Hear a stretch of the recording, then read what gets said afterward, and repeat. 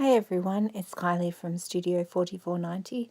Today I'll be showing a quick card using the Acts of Kindness stamp set from Hero Arts. I'll be using the Thank You for Your Kindness stamp, as well as the Friendly Pet stamp set from Close to My Heart, and in this case I'll be using the dog. It's such a cute stamp set. I'll be inking up the stamp with Memento Tuxedo Black ink, as most of this image will be coloured with Copic markers.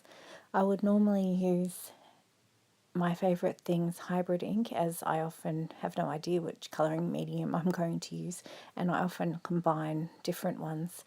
But I may have used the wrong re-inker when re-inking my ink pad, and unfortunately I've ruined it, so I'm waiting for my replacement to come. For the sentiment, I actually wanted it to be stamped in two different colours. I would normally mask off part of it, but because I want to make this card a few times, it was easier just to cut the image in half. Much easier, much quicker. So I stamped the top in black, and the second part I inked up with a very old ink pad that I've had for years and years and years, and I don't believe it's available anymore.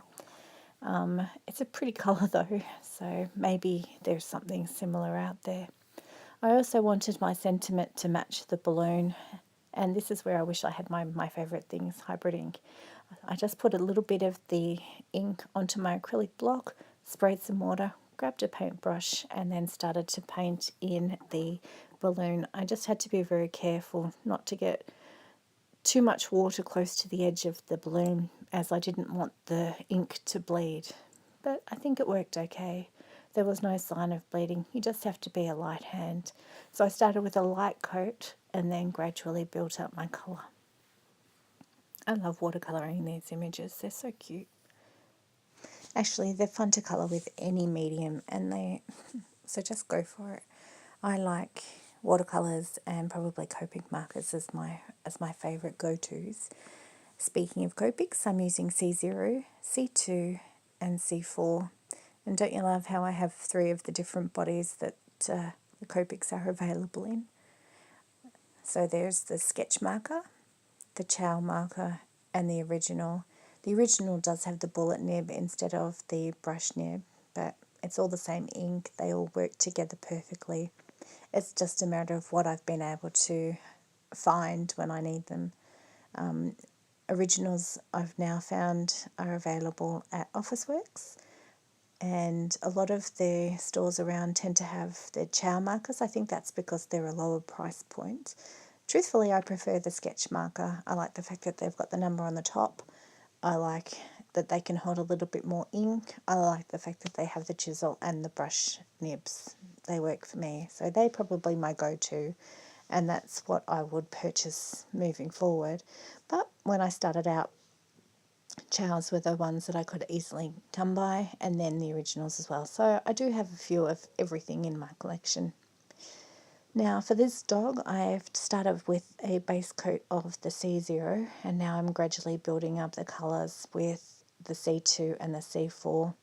I'm not doing anything fancy here. I'm just trying to add a little bit of shadow just to give him a bit more life. You could add patches, spots, stripes, multicolours, anything that you would like. Really, the limitation is only your imagination. There's no right or wrong here. I just felt like a little grey puppy. I thought he would tie in with the colour palette nicely, the nice pretty pink and grey. Really, you can't go wrong. Great combination. So I started out adding a bit more C2 and then darkening some of the areas with the C4 and then working back again, trying to blend it all together. Now you don't have to blend it together. Often with animals or hair or something, it's actually good to see the brush strokes because it looks like hair.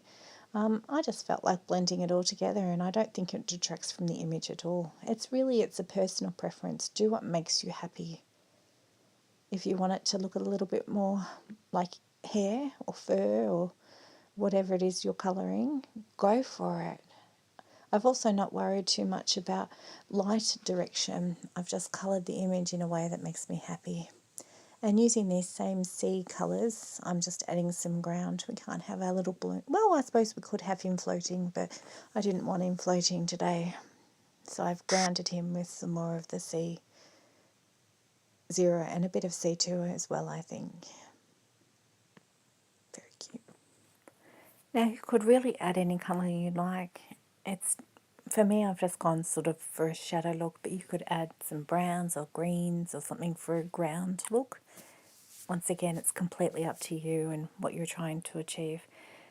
Now I really wanted some sparkle, so I've added just a coat of Winker Stella in the clear. I wanted a bit of bling.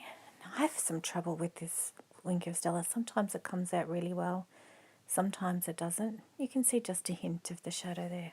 Now I'm using the Happy Snaps patterned paper from Craft. Isn't that all of that paper is beautiful, which is why I've left the flick through in the video, because I just thought you might like to see some of the other patterns available. But I'm using this one because it ties, that pink ties in beautifully with that ink pad from before. Now I'm just cutting this patterned paper to size, so 5.5 by 4.25, using my Fiskus trimmer. Now I've been having trouble with my trimmer. I thought it was my blade, and then I replaced the blade, but can you see there's still a little bit of fluff where it just hasn't cut properly. Sometimes you can kind of scrape it off, which is what I was trying to do there. Other times I've just gone straight for my other guillotine trimmer and I've just trimmed off those fluffy bits. I have no idea why it keeps happening. It doesn't happen with every paper. So anyway, I've decided a top folding card is the way to go for this one. I've just checked that it fits. It looks all right. So I'm one of these people who does like to put a fair bit of adhesive. I know other people don't, but I want it to stick. So all around the edges and then a few swipes down in the centre just to make sure that it sticks. And then I attach it to the front. Now because I've trimmed down that paper a little bit, it's a bit long for my cardstock. I was going to edit this part out, but I thought you guys might like to see that sometimes it doesn't work perfectly the first time. So there's nothing wrong with trimming a little bit off to make it fit. And you can see that because I've done that, I have to take a little bit extra off my panel as well. And that depends whether you want to do the top or the bottom. Sometimes you might want to do top and the bottom, depends on how centered you want the image to be. For me, just a little bit off the top was fine. Now, speaking of adhesive, I wanted to pop the panel up, and I use a lot of adhesive as well because I don't want it to sink. This is foam adhesive, so I've edited most of this out because you don't need to see. But yeah, I use a little bit. I also had terrible trouble getting the backing paper off. Some days, not a problem at all, but today, I think it's because I was recording. Does that happen to you guys as well? Not a big deal in the scheme of things, but sometimes when you're on the roll and you just can't find the end, it's a little frustrating. All part of the fun though, isn't it? So once I get that last piece off, then we can go and, oh, that's the other thing. Did you see that I checked which way the opening was? The last thing you want to do is go to all that effort, pull off all those backing pieces, stick it down, and finally you've adhered it the wrong way. I mean, you can fix that as well. You just ask me how I know. You can cut it and stick it to another panel, but if you can avoid that step, it's a good thing. Just adding now some glossy accents, so that's covering the glitter from the Wink of Stella. I was having a day when things weren't quite going right, so I've decided I want to add some rhinestones, and these are from Craft, so I've grabbed them with my quick sticks, except I've had them go flying across the room and sticking or not sticking. It's all part of it though. I think we've all been there. So I kind of decided to leave that part in to show you as well that it's not just you, we all do it. But aren't they pretty? They're just those clear ones. I know a lot of people like sequins. I kind of really haven't, I'm not a real sequin user. I don't mind them in shaker cards, but I tend to prefer pearls or the rhinestones for decoration, although some of those sequins are really, really pretty. So maybe I'll be converted possibly by the time we've moved on to the next trend. Anyway, by the time I finally get this piece down, that would be my card, and I hope you've enjoyed watching, and I hope you like my card. Thank you for watching today. Bye.